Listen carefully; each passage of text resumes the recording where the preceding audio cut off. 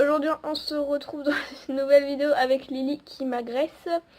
Et aujourd'hui on va parler du raw qui est en fait déjà fabriqué, donc du raw qui sont vendus sur internet.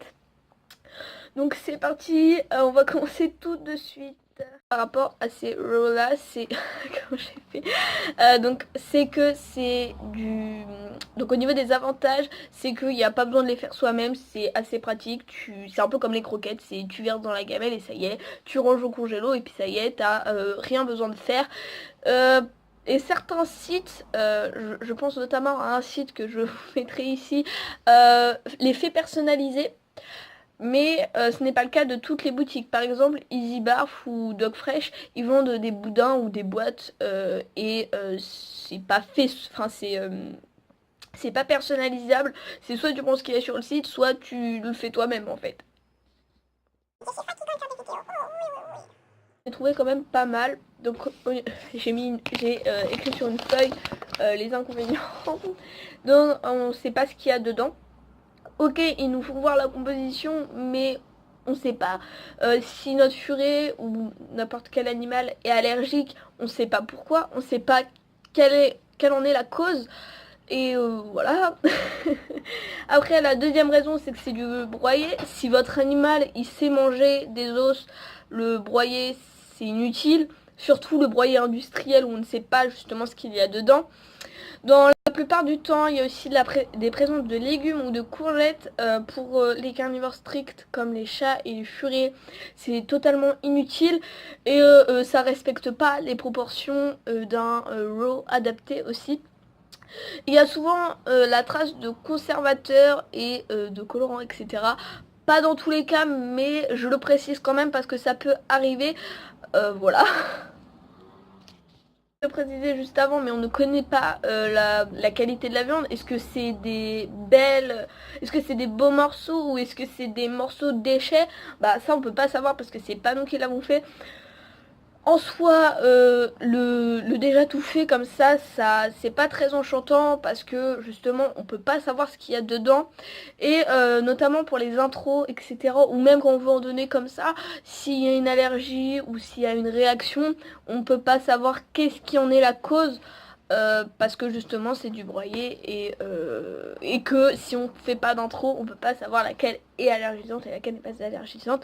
J'espère que je me suis fait comprendre parce que dans ma tête c'est clair, mais dans mes explications je vois bien que c'est absolument pas clair, mais j'espère que ça le sera au moins un minimum. Lily est en train de gratter, c'est génial, je l'adore. Des raw qui sont tout faits, qu'on peut trouver sur internet, je me suis procuré la composition et les ingrédients d'une barquette qui est vendue sur internet. Et donc déjà on va lire la description. C'est écrit que c'est un aliment cru, complet pour chats et furets de tout âge, que c'est 100% naturel, sans conservateur, sans arôme artificiel, sans additifs. Donc le fait que ça soit sans conservateur, sans arôme artificiel et sans additifs, c'est déjà une bonne chose. Après pour le reste, là on va commencer à lire la compo, voilà, clairement. Au niveau de la compo, il y a donc du poulet, donc 57% de poulet, de viande et d'os. Donc combien il y a d'os, combien il y a de viande, on ne sait pas. Après au niveau, après il y a de la viande de cuisse de dinde, donc sans os, 22%. Cœur de dinde 10%, foie de dinde 5%, courgettes crues mixées 5%. Levure de bière et krill déshydraté environ 8% de dose. Donc si on désolé mon téléphone est cassé.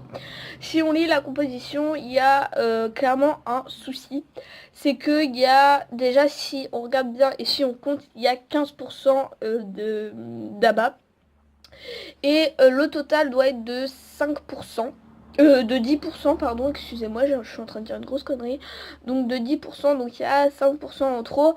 Et il y a de la courgette crue ainsi que de la levure de bière et du krill déshydraté. Donc le krill déshydraté et la levure de bière, ce sont des compléments.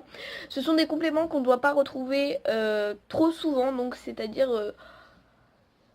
comme tout complément, il ne faut pas en abuser. Donc si on utilise ceci comme ration quotidienne, ce serait clairement pas top, en sachant aussi à côté que le furet et le chat sont des carnivores stricts et qu'il y a la présence de courgettes crues mixées, c'est déjà pas top. Après on va pas lire la compo analytique parce que là c'est clairement pas quelque chose qui va nous intéresser, parce que là on va s'occuper juste de la composition qui apparaît sur le site qui vend ce produit justement. Après au niveau du prix des barquettes, là je l'ai pas sur moi parce que j'ai fait une screen, mais je n'ai pas le prix. Mais clairement acheter des barquettes comme ça coûtera aussi plus cher que de faire son propre row. Voilà. Je voulais analyser la compo pour vous montrer que tous les rows n'étaient pas adaptés, enfin tout cela qu'on trouve sur internet. Il y a aussi un site qui crée justement du raw pour les furets et qui vend aussi des proies et qui se trouve uniquement sur Facebook. Donc il y a une page Facebook, ça s'appelle Magamel et c'est une entreprise qui tout simplement fait du raw personnalisé, donc avec ou sans morceaux. En fait c'est en fonction de ce que demandent les gens. Et je trouve ça plutôt cool parce que oui, on dénigre tout le temps le raw industriel, etc. Mais il y a aussi des gens qui en font du bien dans tout ça. Bon après là c'est du fait maison, c'est fait par une personne qui n'a pas une très très grosse entreprise. C'est pas du Easy Barf ou du Dog Fresh, c'est vraiment une petite entreprise.